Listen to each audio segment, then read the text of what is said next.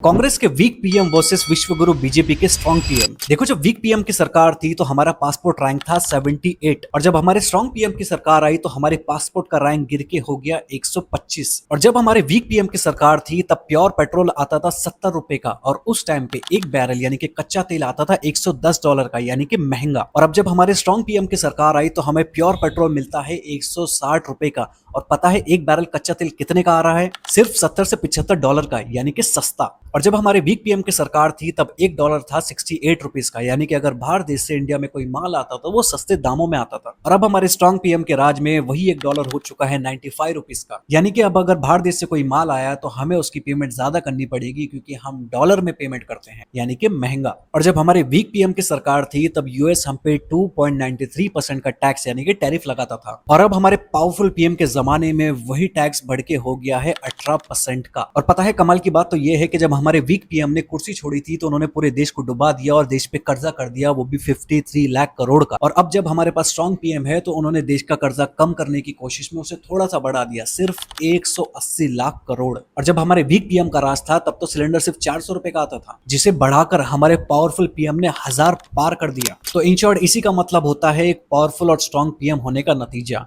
अगर मैंने कोई चीज मिस कर दी है तो आप कमेंट सेक्शन में जरूर बताना एंड और वेरीफाइड इन्फॉर्मेशन के लिए मुझे फॉलो करना।